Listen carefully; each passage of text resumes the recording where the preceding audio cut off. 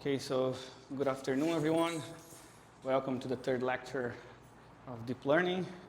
And today we're going to talk about linear regression, which is a classic algorithm for regression, as the name suggests. And it's linear because we're going to work on the hypothesis space of linear functions. And it's a building block to neural networks. Also, it's perhaps one of the simplest algorithms or parametric algorithms we can think of.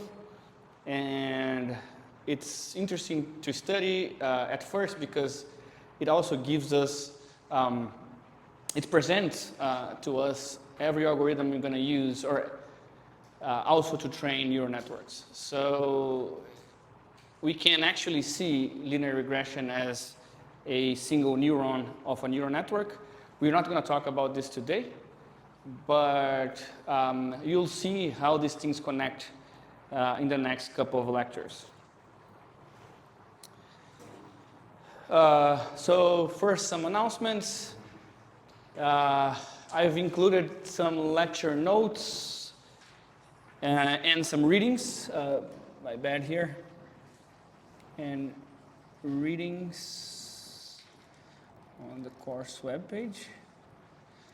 By the way, if you haven't never been here, this is our course webpage. And perhaps the most important section you should check frequently is the schedule, because here we have the whole planned schedule.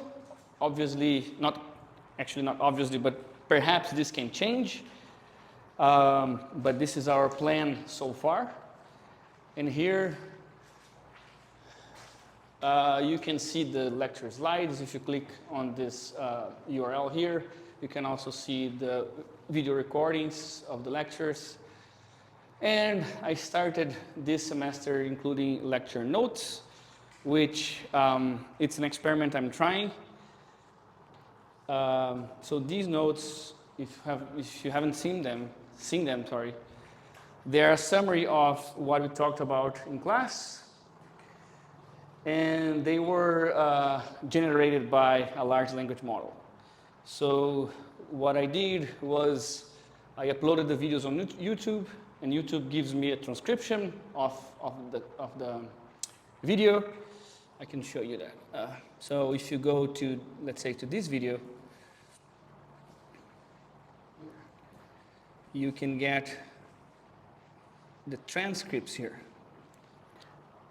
You can read it, but it's the transcription of the entire lecture. So I just copied it and asked for ChatGPT to generate lecture notes to me based on what was written there. And I tweaked it a little bit, but overall it gave me a pretty good result because it already generates a LaTeX file and puts most of the information there. So I just had to make sure there was no mistakes. Also, the information was presented in the same way. But I'm trying this approach to generate, automatically generate or semi-automatically generate lecture notes. And hopefully that will be useful to you. So yeah, it's an experiment because I've never done this before.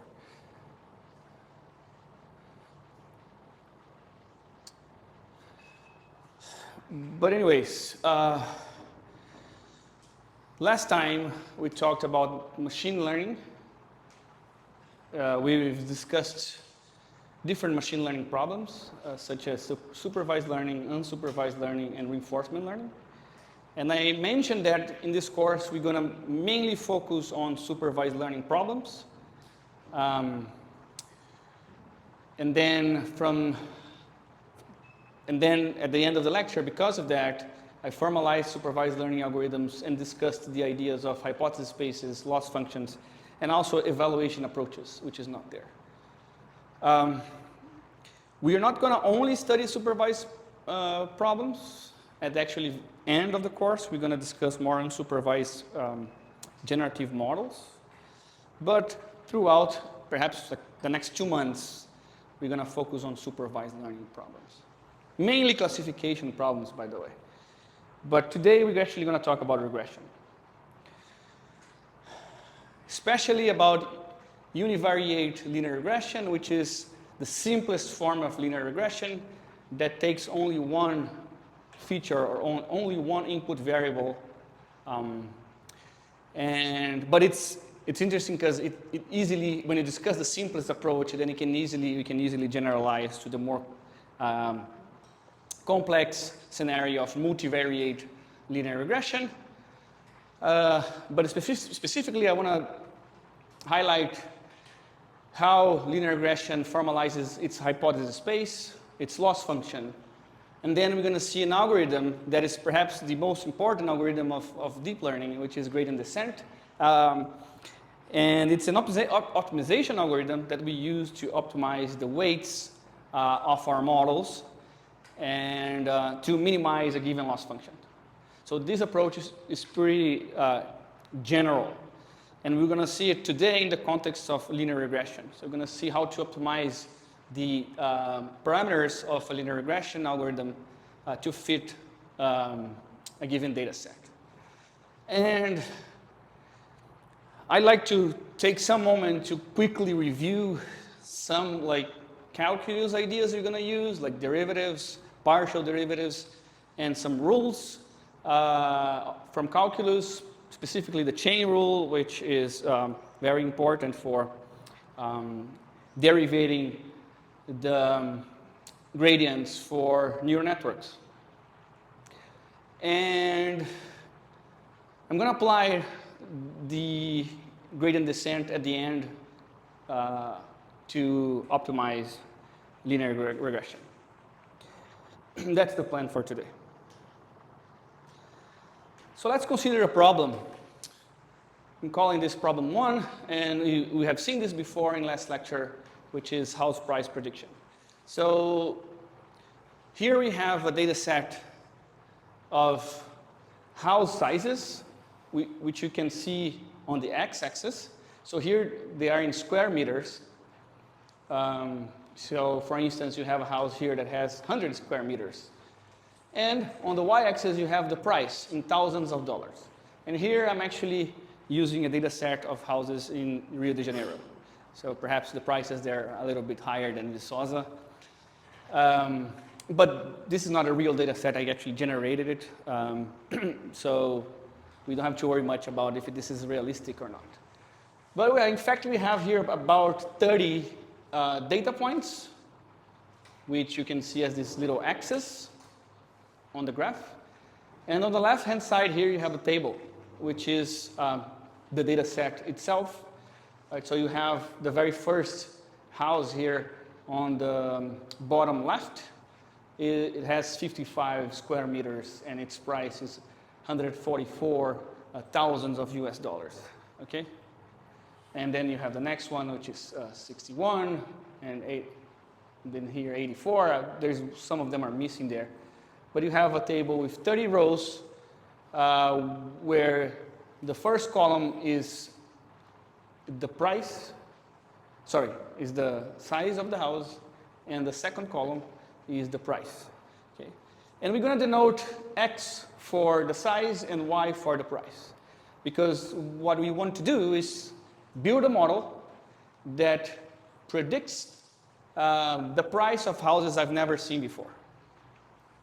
Okay? Houses that are not there in the data set.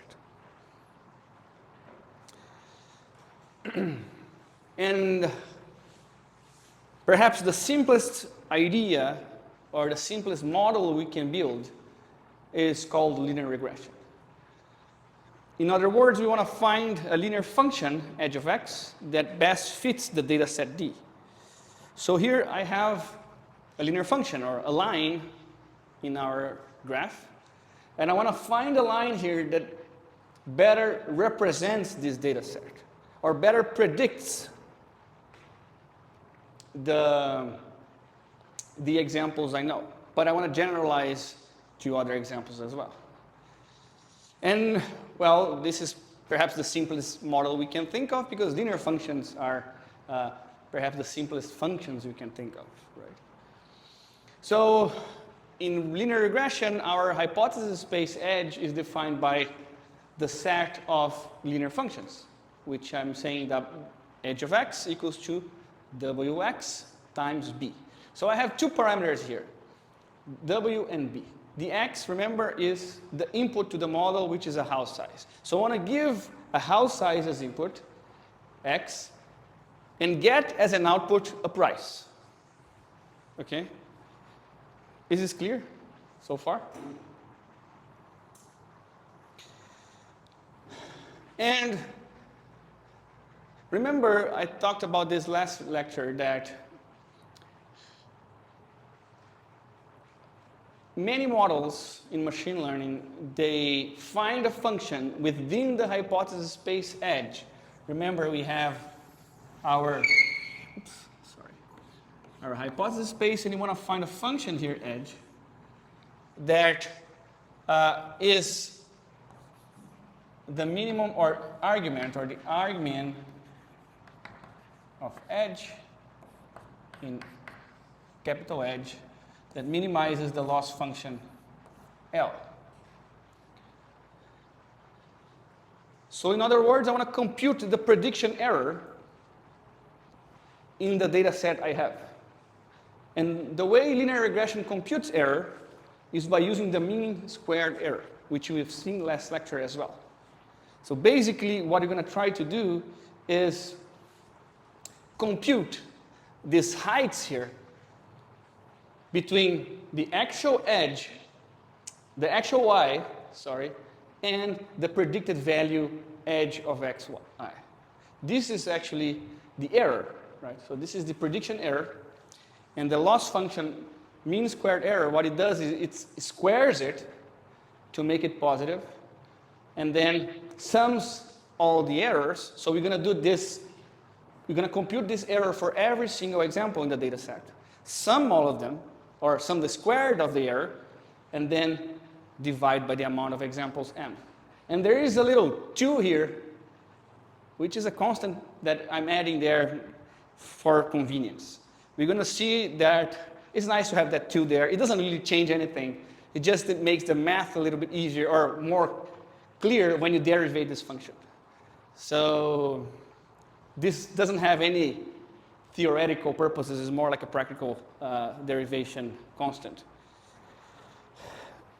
But that's the idea. We want to find this hypothesis or this function edge that minimizes the mean squared error in a given data set. So let's go very slowly here and remember properties of linear functions, right? If I had, so that's our hypothesis, edge of x equals wx plus b. If I had w equal to 0 and b equal to 1.5, where would the line be? Question. Can someone describe to me how this line would look like for these two parameters? Will be parallel to the x-axis, and in the y equals to 1.5. Exactly, right? This will be the function. Because the parameter b here, it's the y-intercept, right? It's where this line will intercept the y-axis. So here you see 1.5 because of this 1.5, okay? And w controls the slope of the function, of the line, right? So if the slope is 0, then this function here will be parallel to the x-axis, right? Or you can think of w as the angle, right, of this line with respect to the x-axis. So because the angle is 0, the line is parallel to the x-axis. So let's look at another one. Here we have the model h of x equals to 0.5x. In other words, w is equals to 0.5 and b is equals to 0. And here what you see is b is 0, so this line will actually pass through the 0, 0 point. Because there is no, so because it's 0, so it has to actually pass through the origin because there's no y-intercept, right? It's not changing on the y-axis. And now the line has an angle because w is equals to 0.5. Okay? And if you look at this here, when x is equals 2, right, y will be 1, because if you multiply 2 by 0.5, you get 1. Right? And the same way you would get something like here, right? 4. If you plug 4 here, you're going to get 2 there. So you're going to get this line here. Anyways, finally, just combining these two ideas, if you had the model with edge equal to 0.5 and b equal to 1, then you would have this line here that intercepts a y at 1 and also has an angle of 0.5 now. Okay. It's not an angle because it's not measured in degrees and radians, but it's a slope, right? Or it's an angular coefficient. It's a coefficient, not a proper angle, but in fact, it actually maps to angle. So you can think of it this way. Okay, this is just a quick review of linear functions. Perhaps elementary school or high school content, so let's not worry too much about this. But I want to build also an intuition for why we use mean squared error here as our loss function. And to do that, I'd like to simplify even further our model by setting b equal to 0. So now let's just think of the model edge. I'm denoting it edge little w there, or subscript w, edge of x equals to wx. So you can think that there is a plus b, but b is 0 there. So this makes it easier to visualize our loss function here. And it's important to highlight that this graph here on the left-hand side, at least on your left-hand side, my right-hand side, it has x, our inputs on the x-axis, and edge of x, our predictions on the y-axis. So what I want to say here is that our model edge is a function of x, right? But the loss function, which I'm showing on the right-hand side, my right-hand side, your left-hand side, the loss function is a function of w. So it's a function of the parameter space, w. Okay, so these are different, right? So let's consider this model here with w equal to 0, which is the line in green here. That is the same line that we have in the x-axis, right? What you're trying to measure with the loss function is this errors here. So we want to compute y of I, which is 1.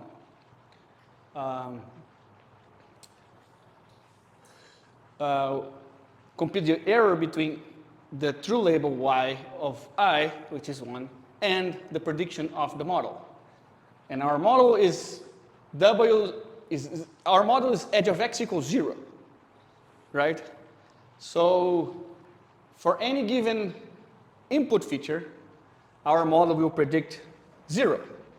So what is the loss of that specific model?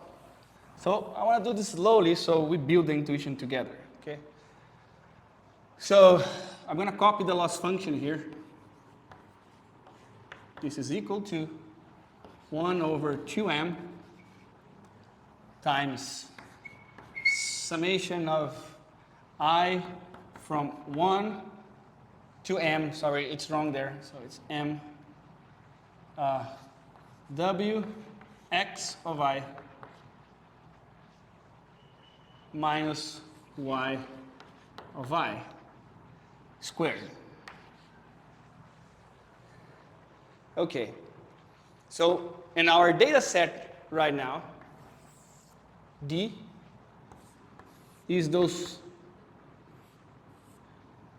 3 points here in blue, just to make the calculation easier. So we have this very simple data set here. And I want to compute the loss in this data set. So what we can do is pretty much expand this summation, right? We're going to have 1 over 2m, right? And then we're going to have 3 terms here.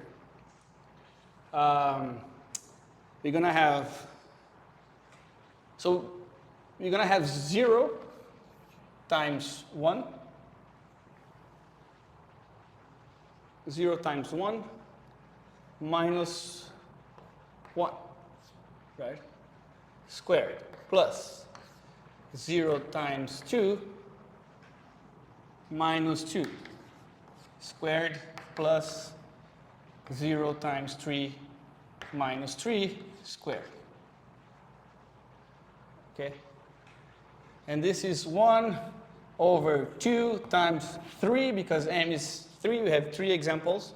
And this is going to be 1 squared plus 2 squared plus 3 squared, which is 1 plus 4 plus 9 divided by 6. And this is 15, right? No, 14 times 6, which is how much?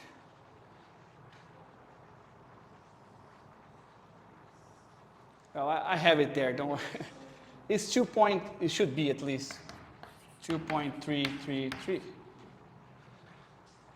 So now we have the loss, and this is the loss of the model edge of W, which is equal to 0 times x, right? Where W here is equal to 0.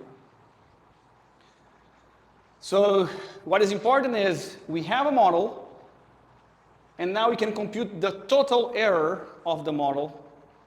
And the model here is just one parameter, but yeah, so we can change this parameter and get different errors. Okay. So we can have another model. Now W equals to 0.5. And we still want to measure the sum of these errors with the same loss function. And if you do the calculation, we don't have to do it by hand again. We would have now, so we would have the same number of examples, obviously. So we have 1 over 2 times 3 here. And now our predictions would be 0.5 for this point. We would have 0.5 as a prediction, right? Because our model is edge of x equals to 0.5x, right? So now we have a different model, and the predictions would be different. Now we have edge of W x equals to 0.5x. So if our x there is 1, right, we're going to get 0.5 as a prediction. If it's 2, we're going to get 1. And if it's 3, we're going to get 1.5. So that's why you get here 0.5, 1, and 1.5. And the y's are the same, right? 1, 2, and 3. And now the errors, it's lower, as visually we can see, right? The lengths, if you sum the lengths of these line segments, they are actually lower. The result is lower than, or less than the one we had in the previous slide. Okay, so you got the idea, right? Now we have the perfect model, which would be a line with W equals to 1. So the model edge of x equals to 1x. This is the perfect model that fits that data. Because now we get perfect predictions, 1, 2, 3. The line indeed goes through the 3 points, and we get 0 error. Okay? So for each model, you get an error, and we want to find the model that has minimum error, which we just found, which is this one. we did it analytically by hand. We could actually, if you had a two-dimensional problem like this, you could actually do this just by looking at the graph and figuring out the line. But we're going to be in spaces that we can't visualize, so we won't be able to do this. And also, we want to do this automatically. We don't want to do this by actually exploring the parameters by hand, right? But let's just do it one more time. Sorry, the other ones are missing. But if you had a line, here. If I had a line with w equals to minus 0.5, then the slope would be this way, right? And then the error would be even higher, 5.25. Because now here, if you see, we're going to get negative numbers here. So they would sum and become smaller numbers. When you raise them to the power of 2, they're going to get larger, and then you get a larger error. And the point I want to make here is not to make you tired by looking at this. It's just that, oh, sorry, my animations. I hope, yeah, okay. The point I want to make here is that by using this loss function, what you get is what we call a convex function, which is a function that in this problem, because we are dealing with only a single parameter w there, is a quadratic function. But in a high-dimensional space, this would be, for example, in 3D, the function would look like a bowl. And in other dimensions, it would look, I don't know how, but the property is that, in fact, that function would only have one minimum value, which we call the global minimum value, as opposed to other non-convex functions which have more than one minimum value. So you could have, and sometimes this would happen, you could have functions that have multiple minimum values that we call non-convex functions. But for linear regression, when you use linear regression with mean squared error as a loss function, we get this nice property. And this is an important property in training neural networks and machine learning models, because these functions are easier to optimize. Well, intuitively, you only have one minimum point, so you can't get stuck in these local minimum points. It's somehow easier, and that's something we always try to make sure it happens when we are in this kind of optimization problems for training models. Unfortunately, sometimes we just can't have that property, depending on the problem. So, but for this problem, we can. Any questions? So I plotted the actual function we have, considering both w and b in our loss function. So now we get a 3D function because we have another parameter to optimize, right? So you have on the x-axis here, I get w. On the z-axis, we have b. And then on the y-axis, we have, probably it's hard to read there, but it's L of wb. And times 1 to the power of 8. So these values here that you see, 2, 4, 6, 8, they're multiplied by 10 to the 8, okay? Because you get think just intuitively, right? We are dealing with squared errors, so these numbers grow very quickly. Okay. Also, underneath here, I have another plot of the same function, but this is called contour plots, which are 2D figures we use to visualize this kind of surfaces. So here, probably you can't read as well, but here you have these contours, right? And the numbers in here that you can't see represent heights. So this plot here is like you kind of imagine that if you take this surface and slice it on different heights, you would get this ellipses here that you probably can't see it as an ellipse But this is an ellipse. And the other one is, they are all concentric ellipses that grow in height. So, for example, I can read it to you. Here you would have 5 to the 10, 5 times 10 to the 7. Like in here you have 10 times 10 to the 8, and so on and so forth. And here, this point here is the center of the ellipses, and it's the minimum point of the function. And see here that I'm plotting also this function considering values of w from 1,000 to minus 1,000, and here the same. Okay? And it's hard to kind of see, but this is a little convex, right? So this point is a little bit lower than this, and this point here is lower than this, but bigger than this, but higher than this, and that one is the highest point, right? So you get this kind of deformed bowl, if you will, but this is because of the data set. If you had a different data set, and you can do this if you want, you can actually use the same Colab I used to generate different types of data set and see how it affects the shape of the function. It's a nice experiment to do.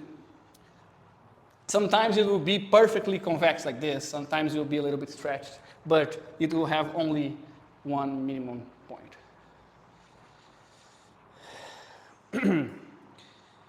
Okay, so the point here is now we can visualize. Here we have the same plot. So this plot here is from 1,000 to minus 1,000. This one, here you have W and B, W on the X and B on the Y, and the values on the W go from minus 100 to, let me see how much I put. No, minus 10 to 10. And here you have a model with W equals to 2.5 and B equals to 100. And you get this loss here. Okay? And this other model has W equal to 3.0 and B 0. So if you look at here, it's B 0. No, W 2.5.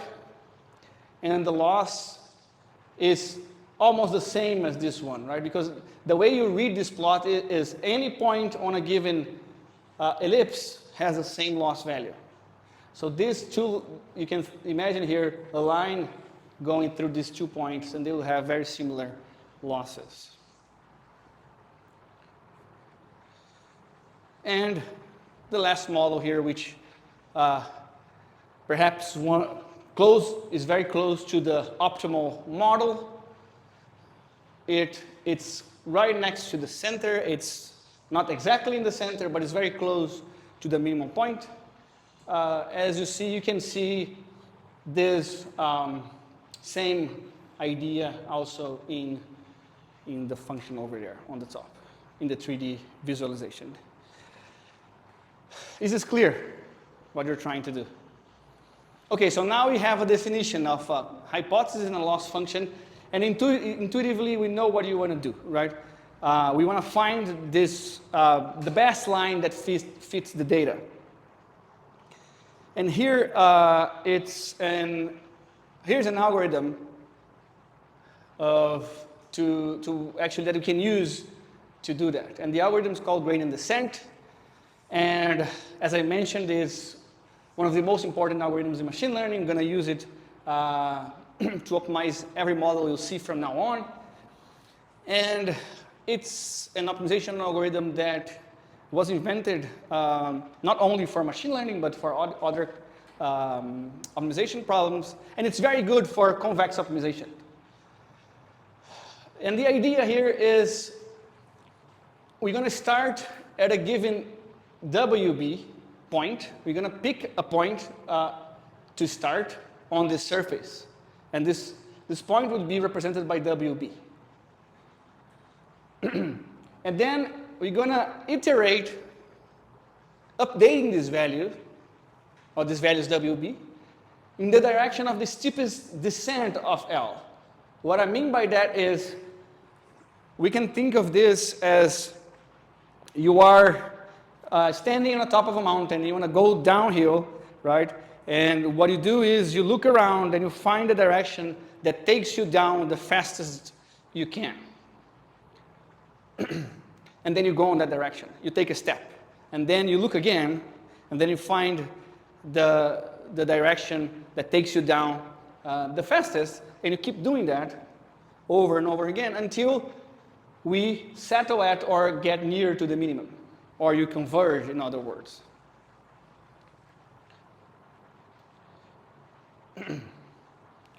So here is an idea. We can start with this point here. Let me stay here. And that point would give us that model, for instance. That model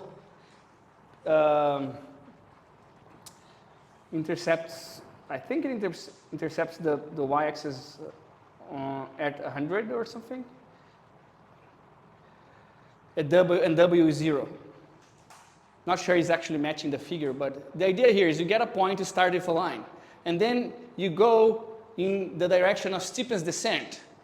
So if you can see there, you are going now to the second point, which is in red, and that would give you a better line. And if you keep doing that, you take another step, and now you are even closer to your optimal or minimum value. And if you're doing this many times, eventually you're going to converge and reach a point that is very close to the local minimum.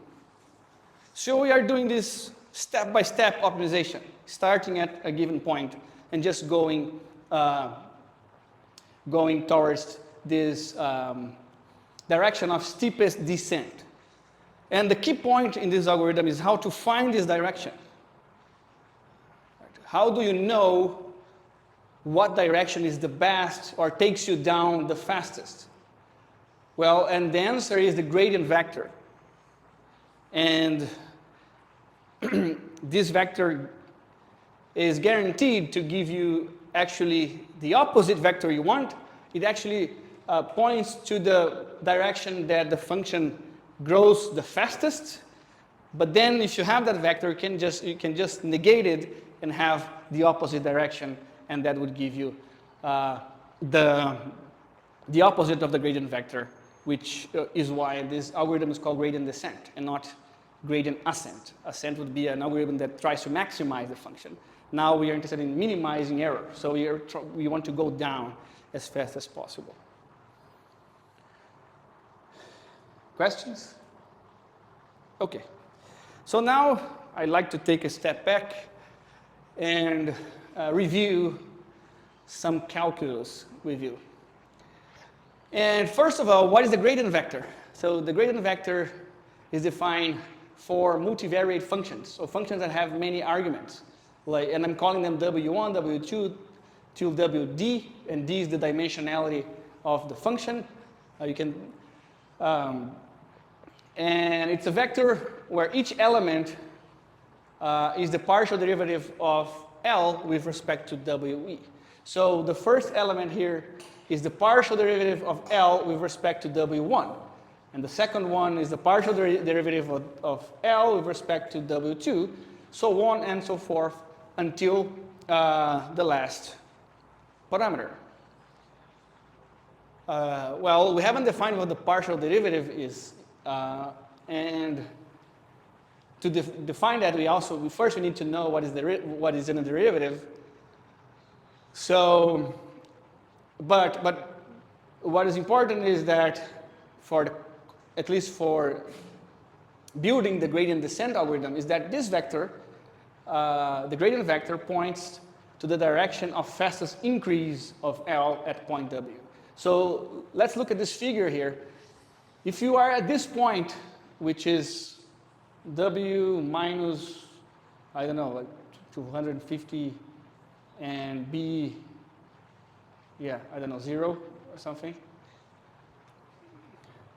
you can compute this gradient vector here by calculating the partial derivatives of L with respect to W and B. which are the parameters of this particular function. So if you had more than one input feature, if you had, let's say, x1, x2, x3, you would have more elements in the vector. But now we only have two parameters, because we only actually have one input feature that we multiply by x, by w. We only have one x, but later you'll see that you can apply the same idea if you had more input features as well. Is this clear? Okay. So let's review and first define and review what a derivative is. And I like to do this slowly because we're going to do this only once in this course. So, and probably many of you, I guess most of you have seen this, but maybe a long time ago and you don't remember or you're not fresh at it. So let's just review this.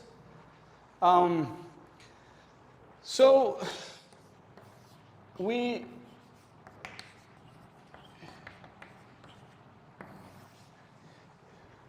can define the derivative of a function L or any function f at a certain point x equal to a as the slope of the tangent line to that function at that point.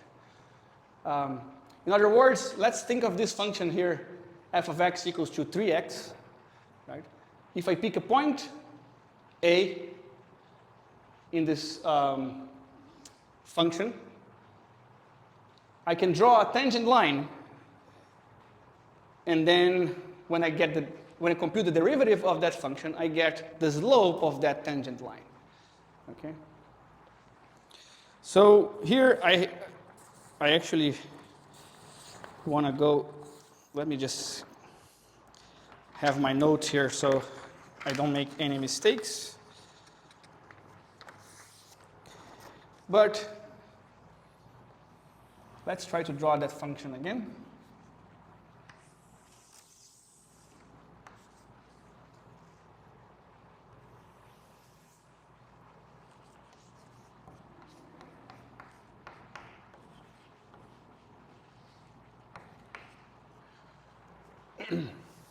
So when we are taking the derivative, we want to measure the slope of a given point of the tangent line that passes through the point here of this function, right?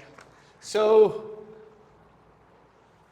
what we actually want to do is, the way to compute a slope, right, if you guys remember from math, the way we did this in high school was we needed 2 points, right? We needed 2 points, point A and point B. And if I want to compute the slope, which is this value here, right? If I had these 2 points, then I could do something like this, right? I could say the slope, you usually, I think here we call it m, right? Normally in school. This would be the height of the triangle. This value here, the height, divided by the width.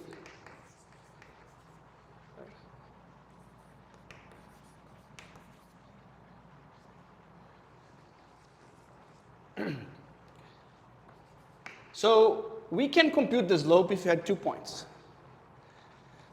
But what I'm trying to do here is actually compute the same thing, but without 2 points, just 1 point. So that's what the derivative does. And the way it does that is by nudging this point, or adding a very small perturbation, if you want, or adding a very small constant to this point. And let's go back to the same notation and have it called, let's call it a, or lowercase a.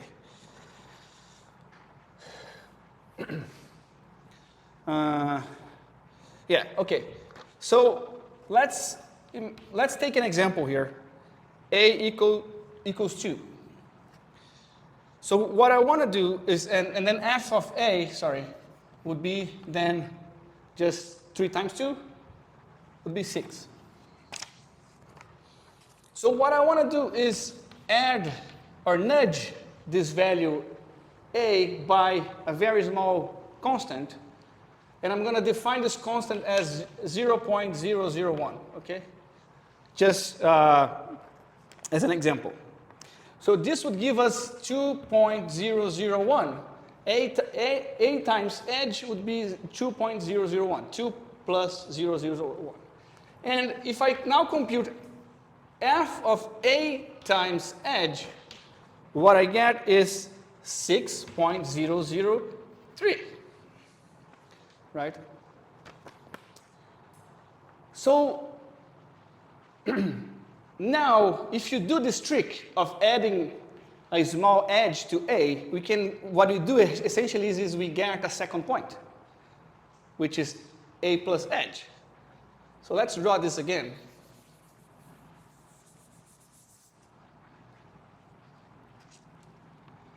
I have A. I'm going to draw this a little bit bigger. Sorry, A is here. This point now, I'm calling it A times edge. This point here,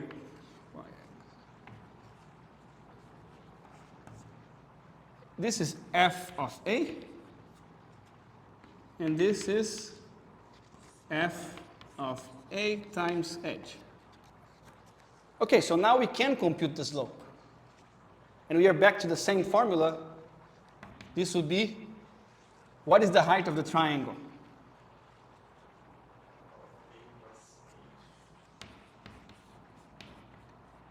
Come again?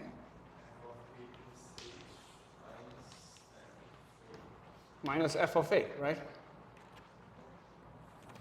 Divided by the width, which is this edge, right?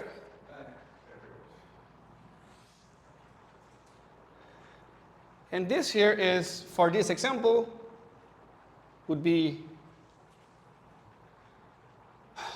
this is A, which is 2. This is 2.001. Okay, and this is 6. Oh, sorry, this is 6, right? And this is 6.003. So now, if you subtract these two, we get 0.03 here, right? You get 0.003 divided by 0.001, which is edge. And this is 3, right?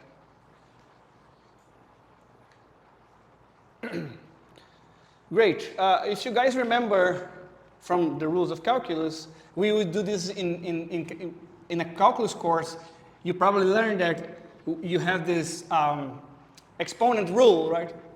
Here is 1. So what you do is you just pass this multiplying, and this becomes 0, right? And then this will be 3, 1. So the derivative would be 3, right? Now, so then we're checking that our answer is actually right. Okay. So that's the intuition behind the derivative. It's computing the slope of this line here at a particular point in a function. So you only have one point, not two. And the trick here is nudge that point a little bit to create a second point, and then we can use the ratio of the height and the width of this triangle to get the slope. Okay. If you check a second example, if A was 5, A plus edge would be 5.001. And f of a would be 25. And f of a plus edge would be, wait, this is 3 times, no, this is 15, right? 3 times a, 15. And here would be 15 times 0, 0, 3. So if you pick a different point, a, if you had the point 5 here, a equals 5, sorry. If this was 5. The slope at this point would be the same actually, because if you divided 15.00, not this, this would be also, sorry, this would be f of edge plus edge, which is 15 plus 003 minus f of a, which is 5, minus 15, sorry, divided by 0.001. This would also be 0.003 divided by 0.001, which would be also 3.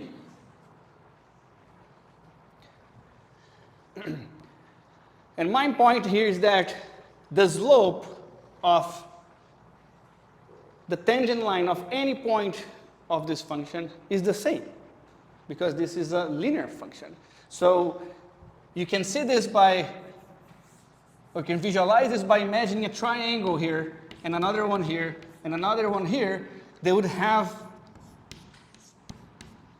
the same ratio of height and width. Right? So the derivative of a linear function is a constant 3. That's how you interpret this visually, is this ratio is the same along the entire function.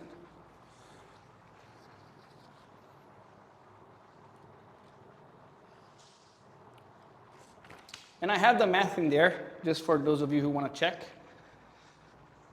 I like it to do by hand, so we can do this slowly. But if you remember the way derivatives are formally defined, well, they are defined exactly how we did it here.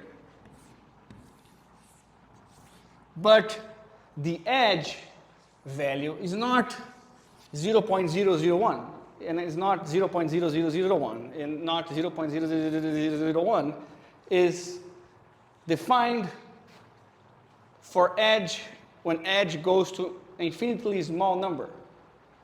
Right? So when edge tends to 0, we want to compute this ratio in this scenario.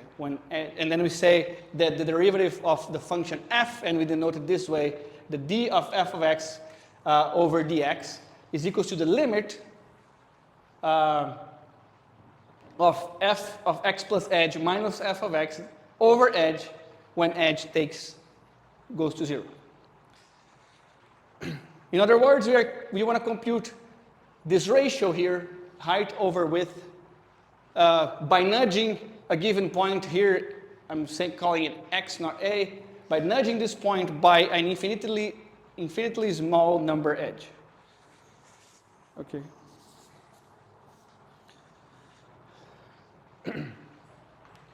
I hope that this helped, just to help you memorize how derivatives work. Well, if you were in a calculus course, you would start studying different types of functions, because that's what we do in calculus, right? We start studying quadratic functions and logarithmic functions and exponential functions and all this kind of like very familiar functions, and then studying their continuity with derivatives, and then we learn all these rules, and then how to compute derivatives in composite rule functions and all other more complicated functions, and then how to do that for multivariate functions and all sorts of things. What I want to show now is that we can have derivatives that are not constants, right? And for example, for this function f of x equals to x2, we can show this just by having a different example.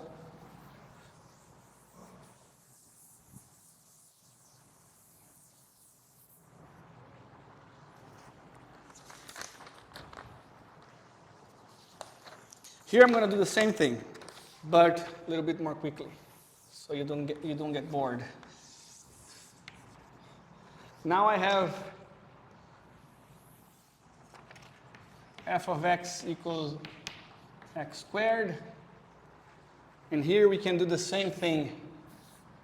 You can pick points here, a, f of a, and then let's see this, a equals 2, and let's define again edge equal to 0.001. So here we would have f of, let's change to x because we are using x here. F of x would be 4, right? And then if you do x plus edge, this would be 2.001. Now f of x is equal to 4.004. And let's pick a different example. X equals to 5, f of x would be equal to 25. And then x plus edge would be 5.001, right? Yeah. And then f of x would be 25.010.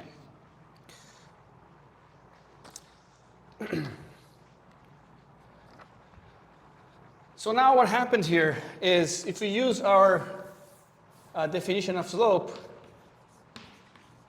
which was f of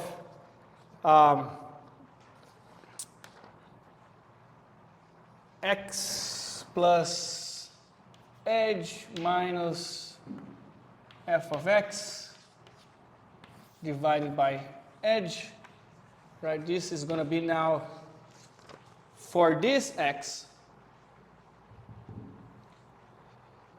this is x plus, I forgot to change it, x plus edge. X plus edge equals to, where is this? 25.010. So now I get 25.010 minus f of x, which is 25, over edge, which is 0.001. And this is now 0.0010 divided by 0.001, which is equal to 10. So this is the slope for x when x equal to 2.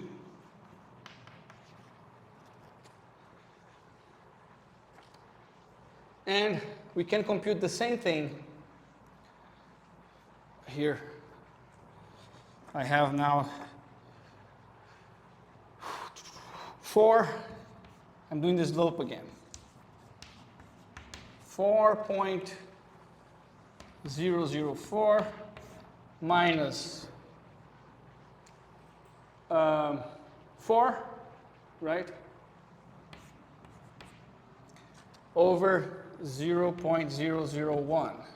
And this would be equal to 0.004 divided by 0.001, which is 4. Yeah? Huh? The x, not 2. Oh yeah, 5 here. This is x equal 5, and this is x equal 2.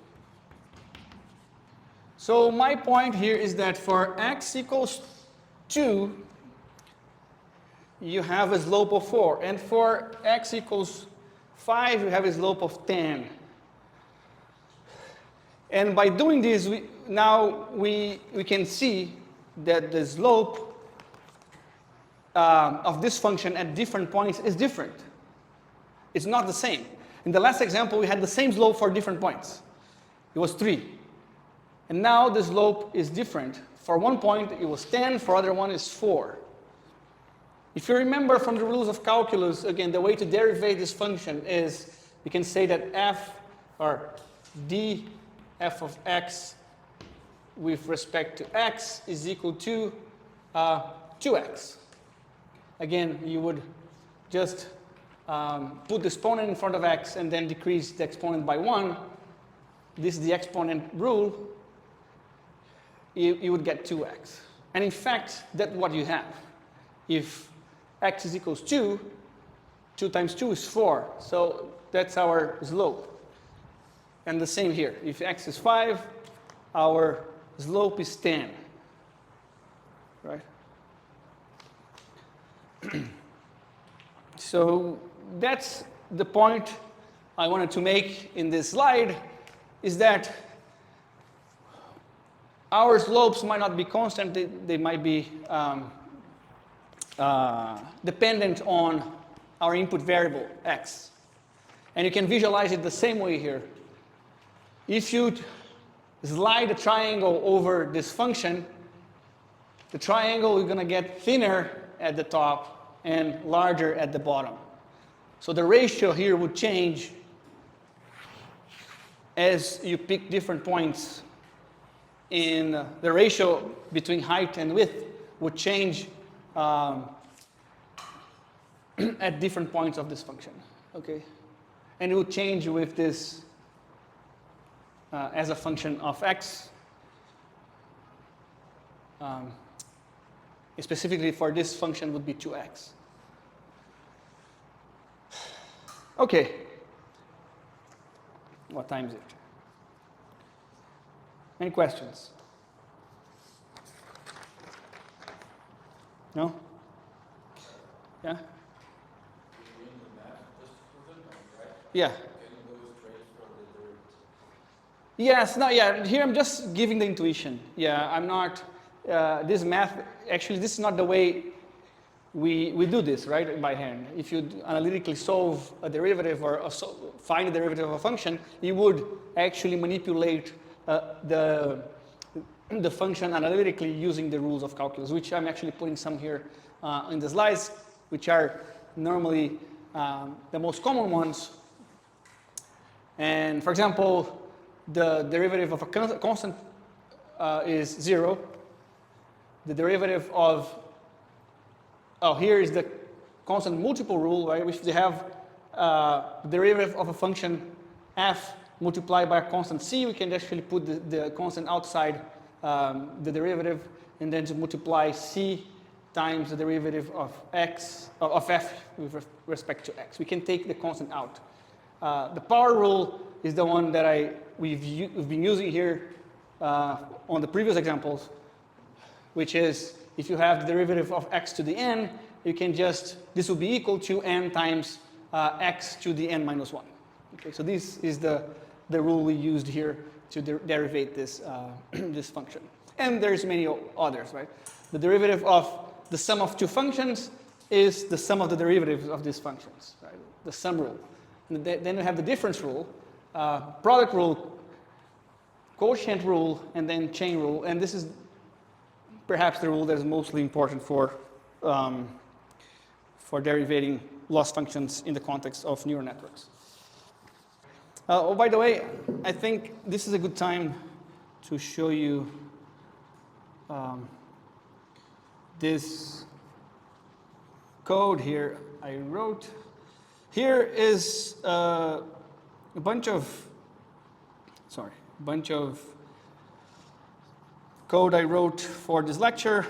For example, here we can generate the data, and this is exactly the code I used to generate that data on the slides, and the code to plot it.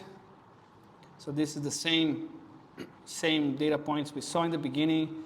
And here we have our linear regression model implemented using NumPy. And we're going to talk more about this. But in this course, in the first couple of weeks, we're going to be using mainly NumPy for implementing our models, because we want to take advantage of vectorization, which is doing vector operations on the CPU.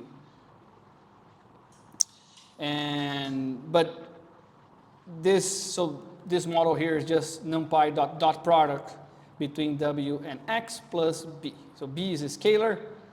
Here W is a vector. X is also a vector. But we can, for the context of this lecture, we are just thinking of W and X as two scalars as well. But anyways, and then we have the loss function here, right? And normally we write our functions this way in Python, or when you're implementing the models, we normally have loss as a function of y, which is the real labels we have, and then y hat, which is the predictions. And here is the loss function, 1 over 2 times m times the sum. Again, I'm using NumPy here to do the summation for me. And then I'm subtracting the predictions from the real labels, and then squaring it and returning that value. So if you run this cell, we get the same values we saw on the slides.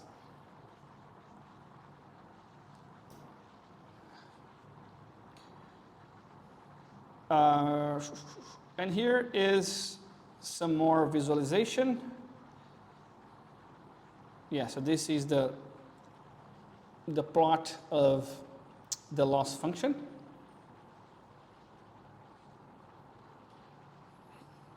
Here is some examples. Oh, here's the plot actually of the contour plot. And now you can probably see here this is 5 to the power of 1, 2, 3, 4, 5, 6, 7. Yeah, so 5 times 10 to the 7. And here's 1 to the times 10 to the 8, and so on. And here is the plot. Yeah, so this is the plot of the models. And here's what I wanted to show. This is where we are right now, is a little code to compute derivatives, right?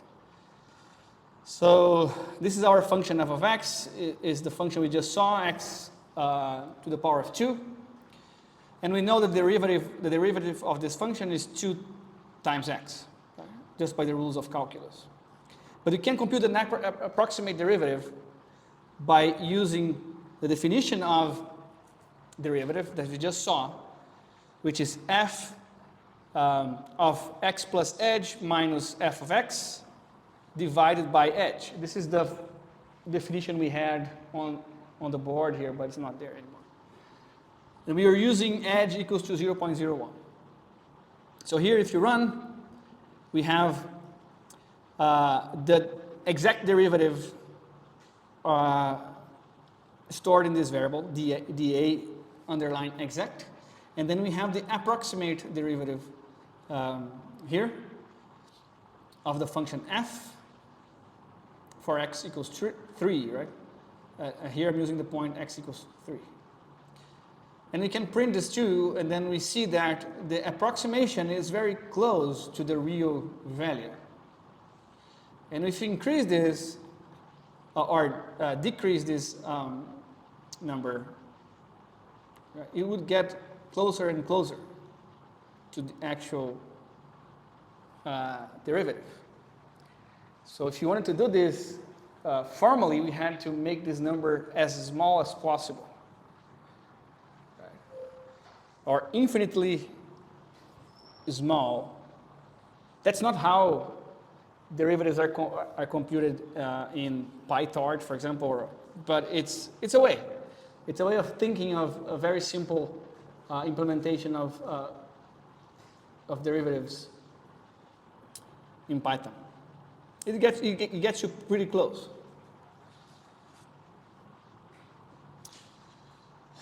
All right. So we won't have to do this much in this course, or this math much.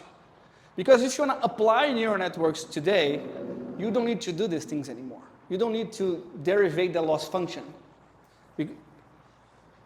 Because there's frameworks that do that for you. But it doesn't mean you don't have to learn these things.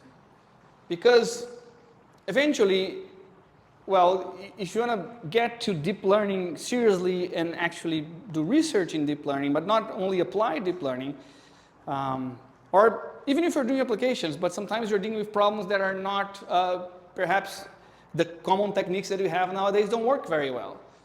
Or you're working on a new problem, you might have to change the loss function, right, of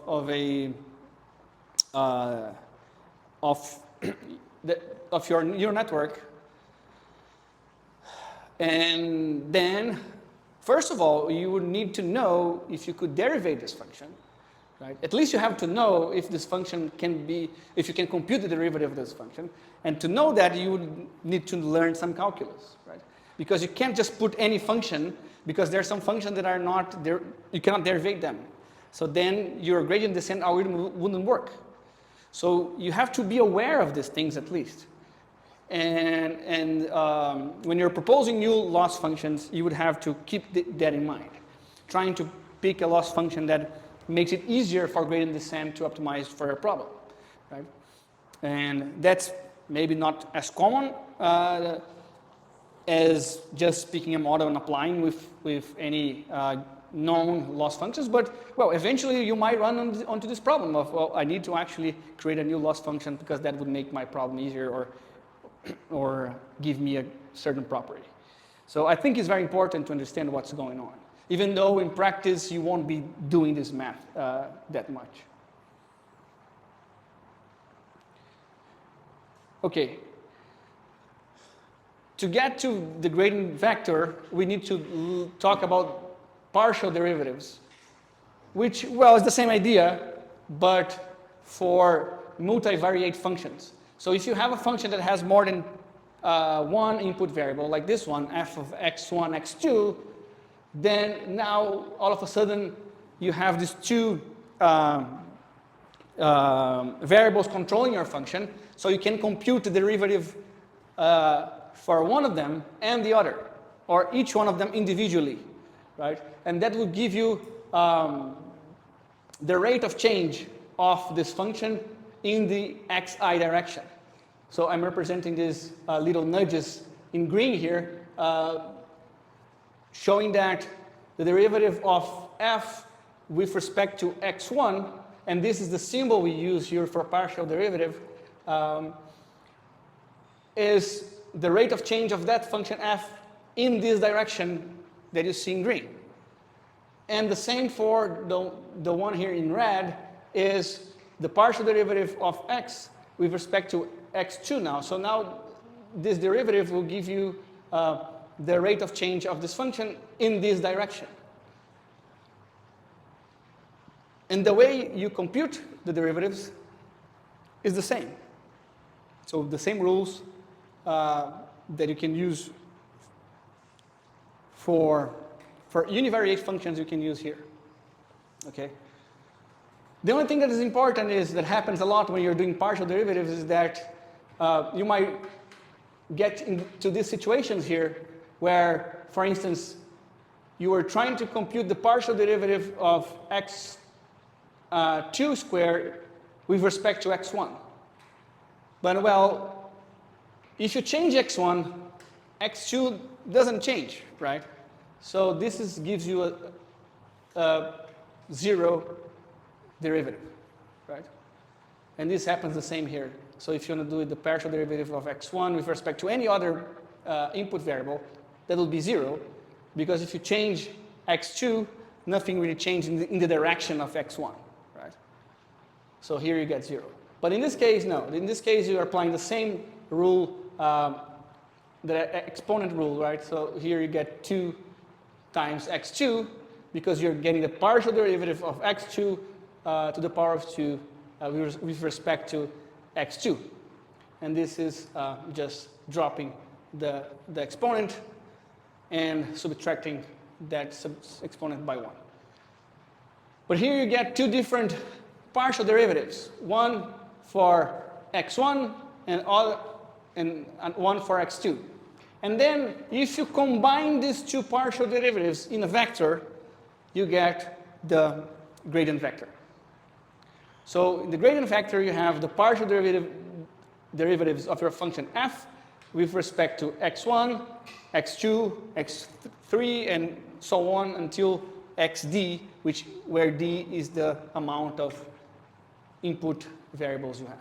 So what you're doing here is just combining these partial derivatives in a vector, and that gives us this vector over here, which happens to point to the direction of steepest ascent of a function, or in other words, to the direction that that function grows the fastest. And that's the vector we're going to use to optimize our parameters W and B of our logistic regression. Linear regression, sorry. And logistic regression as well, but not today. So you want to compute this vector, and to compute this vector, we need to compute the partial derivatives. Is this clear?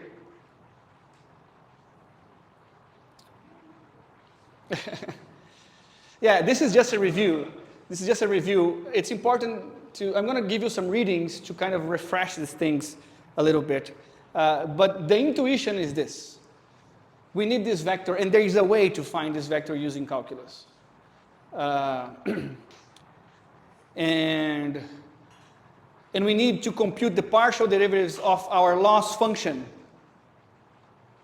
with respect to our parameters. That's all you need. And then you can use calculus to figure out the math, but that's the theory behind it.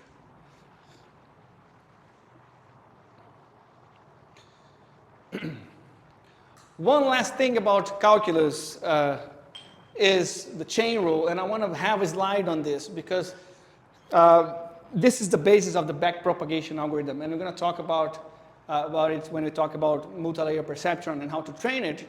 But this rule happens a lot when you are derivating loss functions in neural networks, because you have these layers, and then you see that when you backpropagate the error, you're going to have composite functions. So, and to derivate composite functions, you need a chain rule. And the chain rule says that if I have a composite function, remember, composite functions are functions of the form f of g of x. Right? If I have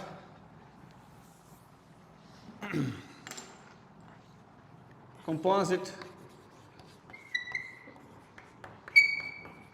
function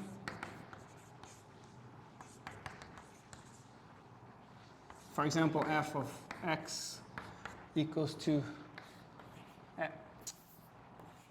x squared plus 1 to the third. This is a function of the form f of g of x. Right? This is a function g of x, and then the function f is taking what is inside and raising to the power 3. So if you want to compute the derivatives of composite functions, you need to use the chain rule.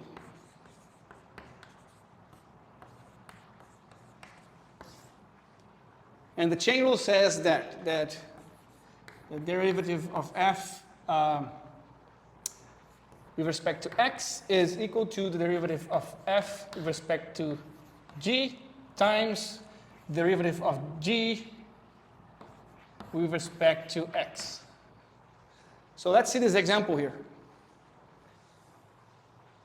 And this is just this in English. Okay? So this expression written in English. So if my inside function or internal function is g of x equals to x squared plus 1, right? The derivative of dg with respect to x is equals to x. right? Let's just look at the inside part. So this is x2 plus 1. So let's just write this way. G of x is equals x2 plus 1. The derivative of g with respect to x is 2x plus 0. This is 0, right? So it's 2x. And now I can compute the derivative of the external function,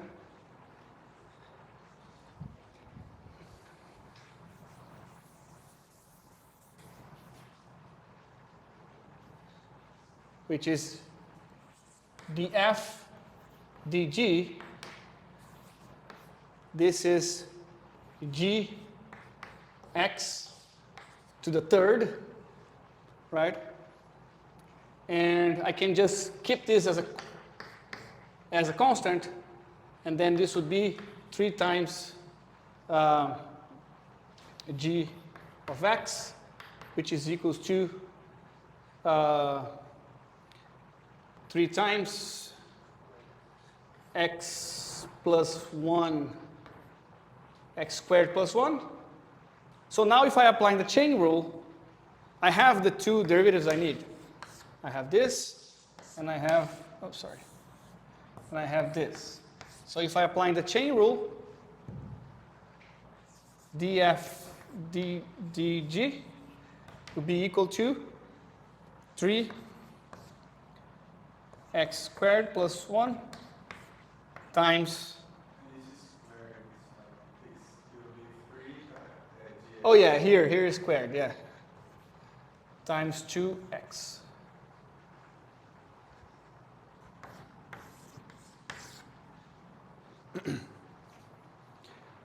So, again, I don't need you to be fast at this. You don't need to do this in from the top of your head or anything like that. You just need to be aware that we're going to use the chain rule to derivate loss functions in neural networks, and you'll see how they're going to come up when you play out the loss function and try to backpropagate the error. Automatically they're going to start to showing up, and then I need you to remember that this exists, and then you can use this property to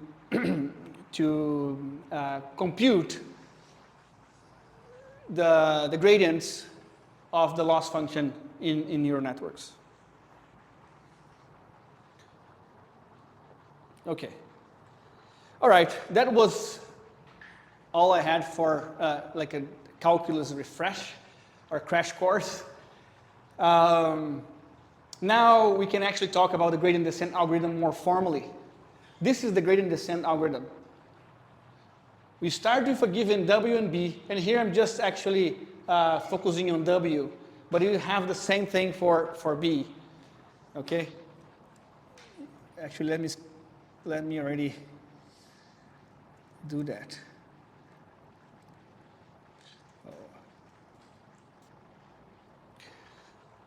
So this is the gradient descent. We start with a given W0. Here I'm showing only the plot for W, so you can see this in 2 dimensions, which is easier to visualize. But you would have these update rules for WT and the BT. They're essentially the same, right? So you start with a given W0, and then you use this rule to update the values of W and B. So you take the current W and you subtract, and this minus here is because you want to negate the gradient vector. Remember, if I was at this point, I can compute the partial derivatives of L with respect to W. And I will do the same for B.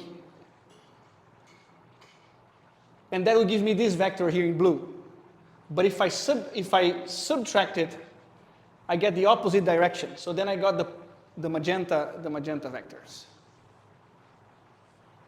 So that's why I'm saying here minus gradient, which gives me exactly this vector, which points to the direction that this curve here decreases the fastest. So I just subtract my current W, which happens to be 0, by this, this gradient multiplied by a scalar called learning rate, or alpha, which is a constant, or actually we call it a hyperparameter because you're gonna select it yourself. This is a hyperparameter of the algorithm, so you have to pick a value before starting the algorithm. But basically what it does is controls the magnitude or the length of this vector. So if the lower the alpha, the lower the length of the vector. And the higher the alpha, the higher the length of the vector. And this parameter or hyperparameter, it helps you controlling the size of your step. If you want to do larger steps, you can increase the alpha. If you want to do shorter steps, then you decrease the alpha. In the most basic forms of gradient descent, this value is constant throughout the whole algorithm. But there is fancy ways of actually dynamically changing this alpha over time, so that you have these schedulers and other sorts of techniques for controlling this alpha. And you're going to see some of them in this course. But in the most basic form, alpha is a constant that you keep for the entire execution of the algorithm. Any questions? Yeah, I mean, it's going to be essentially this, right? So if you, I think the intuition that you can have in your mind is something like this. Ideally, you have a convex function. It doesn't have to be, again, it doesn't have to be a convex function. And if it's not a convex function, again, if you had something like this, and if you started here, and you kept going down, eventually you would get stuck in here.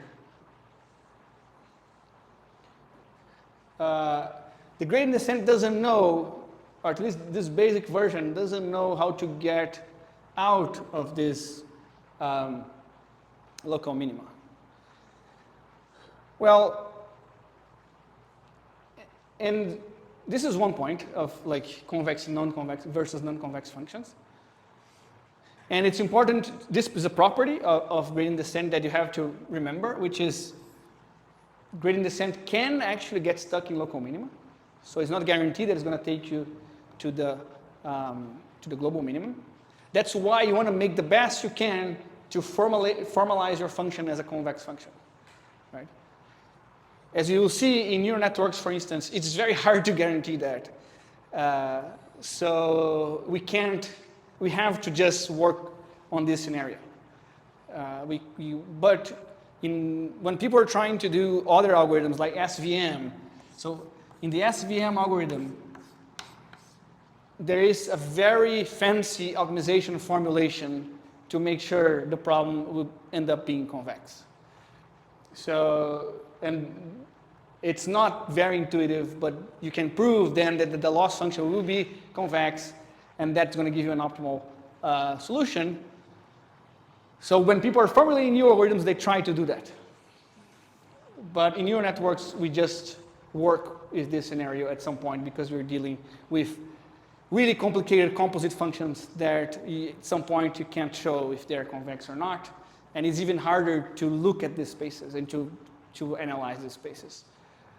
But yeah, we're going to talk about these properties and over and over again. We're going to see different situations. So hopefully, by the end of the course, you're going to have a good intuition of the algorithm and even some experience on tweaking these values to get your parameters optimized.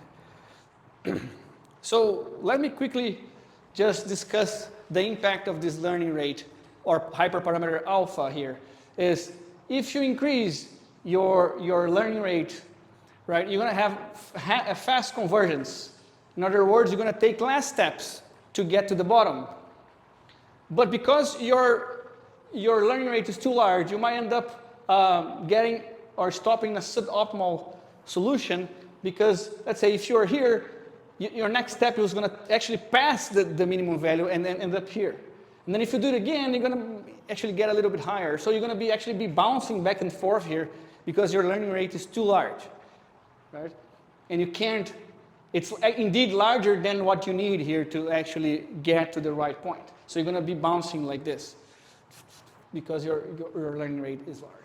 On the other end, if you have small learning rates, then you're going to get a slow convergence because every step is very small, right? Which makes sure that it's going to actually nicely take you to a point that is very close to the global minimum.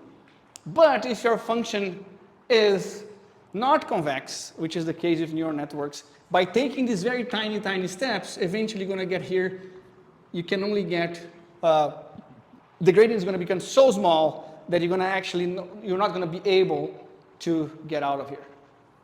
And remember as well that when I say local minimum, I'm drawing this not very well, but it has a shape like this.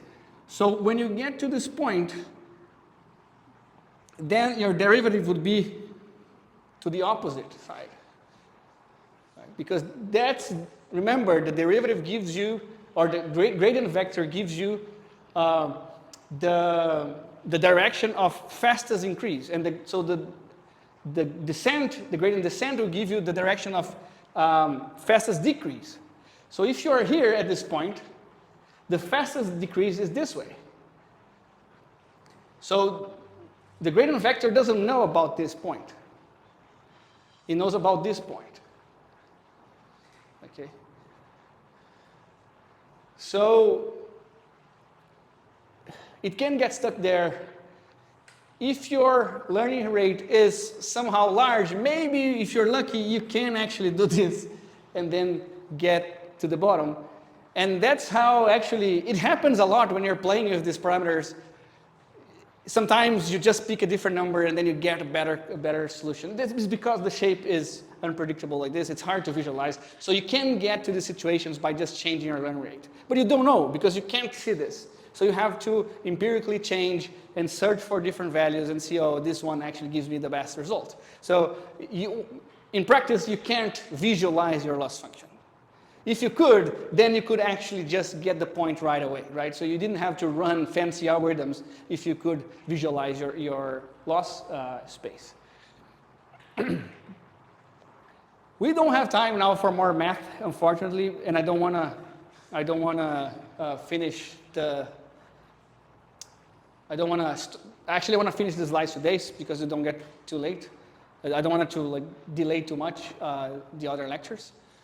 But if you want to know why, or if you want to know how to compute the derivatives of the mean square error loss function with respect to parameters W and B of the linear regression, that's the math you need.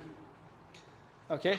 So this actually gives you the gradient vector for the linear regression with MSE error. And it's pretty standard application of the rules that we have in the previous slides. The fanciest thing you have here is actually the chain rule being applied here. Okay? The other things are just like constant rule and like simple application of those rules. So if you're not convinced about this math, we can discuss it later, but this is just the partial derivative of loss, the mean square error with respect to W, is this function here, 1 over n, the sum of edge of xi, which is our prediction, minus yi. So this is our error, right? This is our error times x of I, which is the input feature, x of the ith example. And the partial derivative of L with respect to B, and remember L is the mean square error here, is the same thing, but without the xi. You can think of this here as having a 1 here if you want. But these are the equations we're going to use, or the functions are we going to use to implement linear regression. That's the partial derivatives we need to optimize W and B with gradient descent. And you're welcome to review the math at home when I publish the slides. Also, quick note, just to explain why this 2 is here at the bottom. Remember that we put a 2 here is because it cancels out with this 2 here when you derivate the loss function. So this 2 here shows up in the derivation, and then it's nice to have this 2 here because then you can just cancel them out. That's the only reason we put the 2 at the bottom there. Okay. And this is the full formulation of gradient descent for linear regression. And I wrote it in a nice Python function for you, because some of you might be actually more inclined to see code than math. Essentially, it's the same thing, but now written in Python. We have a function optimized that implements gradient descent. So we start our parameters WB with zeros, and then for a given number of iterations, and iter here, we compute a prediction y hat using our model, linear regression. This would be just, actually, let me make it more interesting, and we don't need to abstract this. We can just say, to be more precise, np dot wx plus b. And I promise I'm finishing in 5 minutes. So this is a prediction. Here is the derivatives. Here we have the partial derivatives dw and db. So dw is equals to 1 over m times the sum of the prediction y hat minus y times x. This is exactly this formula here. Okay? And the same for the parameter b, we have the same here. And remember, this gradient here is the partial derivatives of L with respect to the 2 parameters we have, WB. If you had more parameters, we would need more of these updates here. Okay? And finally, just apply the gradient descent. Again, for a given number of iterations, we keep updating, we keep updating W and B. So we pick the current value and subtract because we want to gradient descent, not ascend. So we take the opposite direction of the gradient and multiply by our learning rate, which we normally start with a low number, for example, 0.001 or something. And we do this over and over again. At the end, we return values W and B. Okay? So I'm going to show you this running for you in our collab, and I'm going to give you this code. So I have 2 functions here for plotting the loss. But here I have the model, which is a linear regression. Here I have the mean square error loss. And here I have that optimized function. Okay, but this is the same algorithm we just saw. So I'm going to run this. And then what I do is, after each 500 iterations, I'm going to print the loss and plot the model.